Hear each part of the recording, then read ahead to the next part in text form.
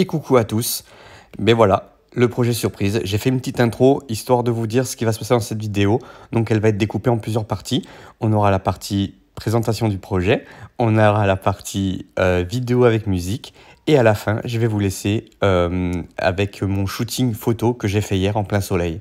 Voilà, donc restez jusqu'au bout de la vidéo, ça peut être intéressant. À très bientôt et à tout de suite pour la vidéo. Et bonjour à tous,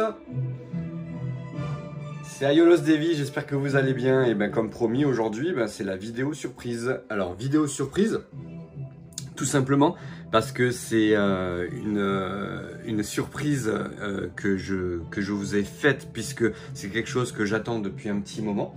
Voilà, il a été... alors il y a... Ça faisait un petit moment que je réfléchissais à un projet que je voulais faire autour de Senseiya. Éventuellement vous en faire profiter, mais dans un premier temps, effectivement, c'était vraiment pour me tester moi, voir ce que je pouvais faire, avec un ami. Donc voilà. Là, ici, vous avez...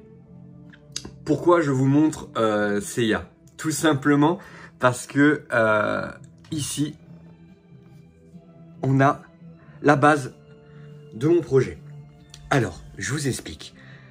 Ce n'est pas le diorama qui a été fait par mon ami de toujours, Franck Russo. Ce n'est pas lui, l'atelier d'Adlébaran. Ce n'est pas lui, c'est pas son projet. Ça, c'est son diorama par contre. Donc, j'ai posé mon Seiya V2 EX avec le Lycra de Christopher Custom, bien sûr, comme d'hab.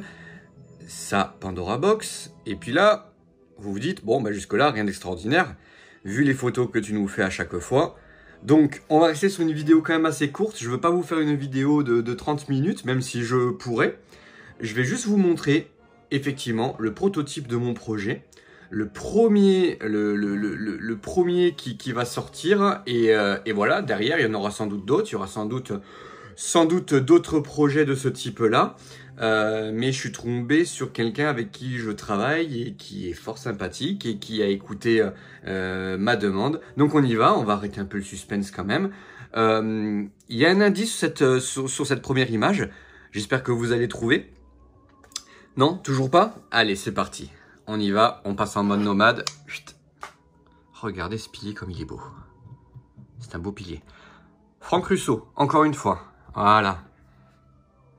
Est-ce qu'il vous intéresse? C'est ça. Alors, on est sur du casque de Seiya, effectivement. Alors, ce que je vais faire plutôt, je vais vous le mettre dans l'autre position, comme ça, ce sera un peu plus facile pour filmer pour moi. Hop. Alors, vous en pensez quoi? Je vous explique la base de ce projet. Ce projet, tout simplement, c'est que j'ai mon frère qui est donc... il est zingueur, donc il sait faire pas mal de choses avec le zinc, avec tout ça. Assez habile de ses doigts, contrairement à moi, qui suis pas très bricoleur. Donc voilà. Là, donc ici, je suis passé donc par une société que je connaissais, qui fait donc dans l'imprimante 3D. Et je lui ai demandé donc d'imprimer ce casque en 3D. C'est quelqu'un que je connais, donc du coup on a pu discuter ensemble, je lui ai dit ce que je voulais, je lui ai dit ce que je ne voulais pas, d'accord? Donc on a acheté le fichier 3D, hein, d'accord, pour avoir la licence et avoir le certificat, etc. Pour être tranquille au niveau du certificat de la reproduction 3D. Et tout simplement, je vais vous montrer, là on va descendre sur la table, ça va être un peu plus simple, voilà. Alors, donc tout simplement, le casque se fait en plusieurs étapes.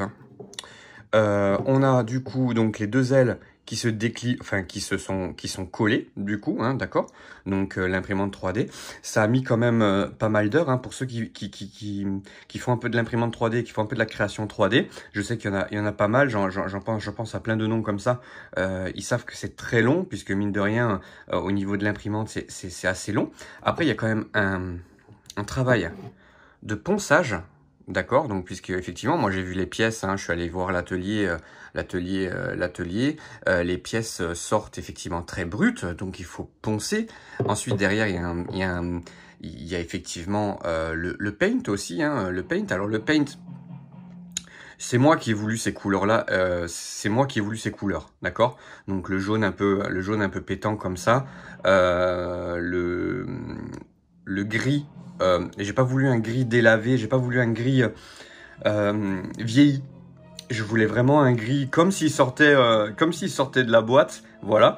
Donc c'est moi qui ai choisi. Mais après, effectivement, le paint, on peut faire ce qu'on veut avec, hein, ok.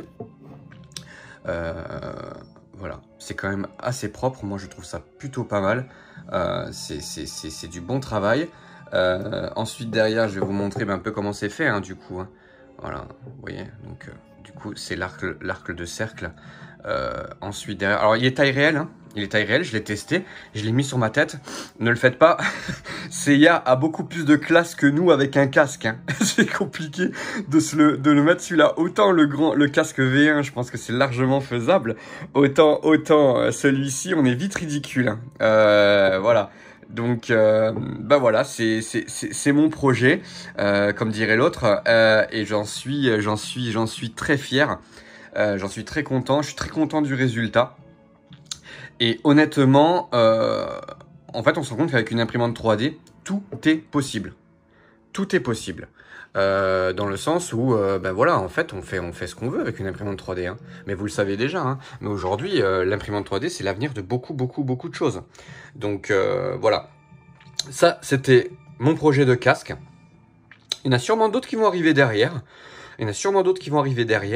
Dans le sens où le prochain, vous le savez très bien, hein, c'est Shiryu. J'ai tenté Pégase parce que je pense que c'était vraiment le plus facile à réaliser, le plus facile à trouver, au niveau du fichier 3D, etc. Mais le prochain, ça va être Shiryu. Donc Shiryu, ce que je veux, c'est faire aussi son casque V2.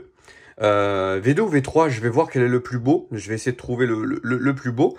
Et on va essayer de faire ça, essayer de faire ça propre également. Donc ce sera le prochain. On se sera encore amélioré en paint. On sera encore amélioré au niveau des délais aussi. Puisque mine de rien, c'est beaucoup... Mine de rien, on croirait pas comme ça, mais c'est beaucoup de travail. Il y a énormément de travail de ponçage et de paint. J'ose imaginer quand on va essayer de faire le V1. Voilà, le V1 va être assez fou, mais comme je vous dis, avec une imprimante 3D, on peut tout faire. Voilà. Donc, prochaine vidéo, en fait, je vais vous faire une petite vidéo surprise, je pense, sur... mais je vais essayer d'accentuer un peu sur les dioramas que j'ai en ma possession. Voilà, donc on va faire une petite vidéo avec une revue de tous les dioramas que j'ai et que ma fille a maintenant, parce qu'effectivement, Lily Rose a récupéré des dioramas. Donc, on va faire une vidéo de ce sens-là, je pense, dans l'été, tranquillement. Et ensuite, donc la prochaine vidéo, ce sera ou la vidéo consacrée à Atlas, ou je pense que ce sera plutôt la vidéo consacrée à Algol de Persée, puisque j'ai préparé tout un aspect mythologique autour de Persée et des Misclos que je détiens de Algol. Je n'ai pas pu avoir la vintage malheureusement, j'étais sous le point de l'acheter, mais elle m'est passée sous le nez. Voilà, mais écoutez, c'était Aiolos Devi, je vous fais un gros bisou, je vous dis... Si pour ceux qui sont en vacances, encore de très bonnes vacances. Et pour ceux qui sont pas en vacances, bon courage pour le travail et surtout prenez soin de vous. À très bientôt.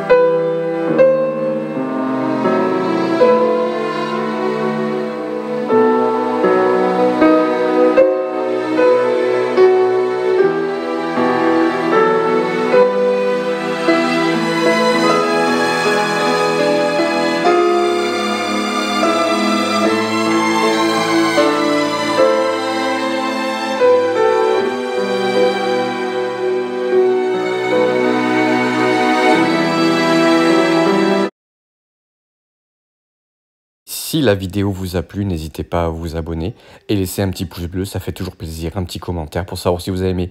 À bientôt!